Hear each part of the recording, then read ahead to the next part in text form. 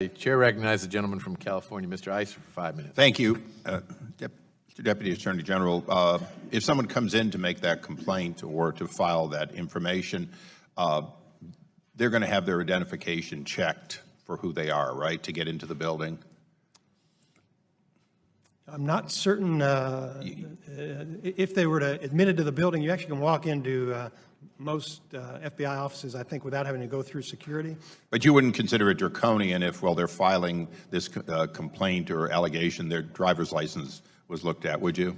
Well, if we're going to conduct an investigation, we need to know who the witnesses are. Thank you. I just wanted to know that that wasn't draconian.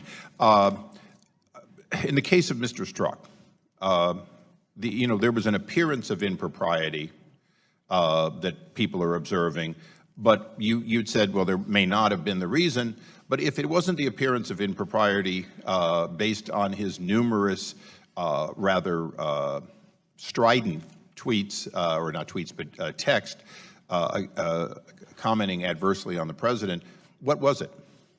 If I said that, Congressman, it was inadvertent.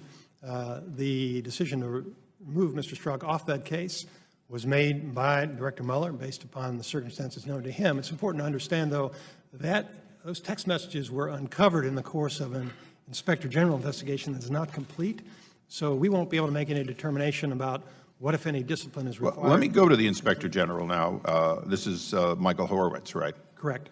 Michael Horowitz has repeatedly complained that he cannot, in fact, he does not have the authority to look for impropriety by lawyers as to their conduct as lawyers, because the office of the OPR has that authority. That's still true, isn't it? It's true, but he does have authority for certain types of misconduct by lawyers. Okay, so we have a situation in which he can look at some of the misconduct, not others. So one of the pieces of misconduct he cannot look at would be the question of bias or the appearance of bias in their investigations, in how they're conducting it, or decisions. That is uniquely excluded to the Inspector General in your cabinet position versus all other cabinet positions. I'm not certain about that, and if I may, I'll check and get back to you on that. But it would either. But he is excluded. It would either be OPR or the Inspector General. And with regard to conflicts of interest, I believe certain of those are within the jurisdiction of the Inspector General, but I'd have to verify. Okay, well, you can get back to me on that. These political views that Mr. Shabbat mentioned, and they're pretty clear that these are people who had a strong preference.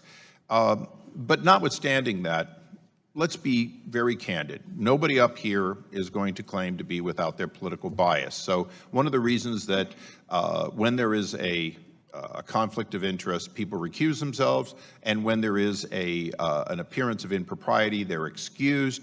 And one of the reasons that we look to a special prosecutor and that you appointed a special prosecutor was to not only get past the politics on this dais, but to get past the appearance of any conflict by the Department of Justice. Is that fair to say? To minimize any appearance on either side of bias, correct? Okay, but a special prosecutor under the remaining statute, how it's done, is still a group looking for wrongdoing. That is their charge. They're not looking for right doing, they're looking for wrongdoing. That's fair to say, like any prosecutor, you're not looking for innocence?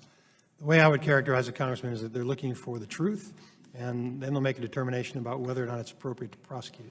Okay, so my question to you is, if that's the case, if we accept that, my assumption, that they're looking to, if they can, to hang the president or people around him, hear me out for a moment, then there really isn't a problem with having people that are dead set on trying to find anything that will incriminate the administration in a Russian connection, which is somewhat their charge. So I'll posture to you that maybe it's not that bad to have people who really dislike the president and would like to hang him. Having said that, when there's impropriety, such as Mr. Strzok, when there is, in fact, a history at the FBI of withholding information from Congress, when there is the appearance of impropriety by the Department of Justice, and when the Inspector General is limited under the statute, both because he doesn't have full access and because certain portions are out of it, wouldn't you say that this is a classic example where in order to investigate the FBI and the Department of Justice, a special prosecutor who is equally looking for the truth, if it exists adversely to the conduct of the FBI and the Department of Justice, is within your charge and responsibility to see that happens? The time of the gentleman has expired. You built a number of assumptions into your Rosenstein, question, answer the Congressman, and my simple answer to it would be that if we believe there was a basis for an investigation or a special counsel, I can assure you that we would act. Well, Mr. Chairman, I would say that since we've already had dismissals for wrongdoing, since there's ongoing internal investigations, the elements necessary to ask for a special prosecutor to, in fact, see what was done wrong already exist.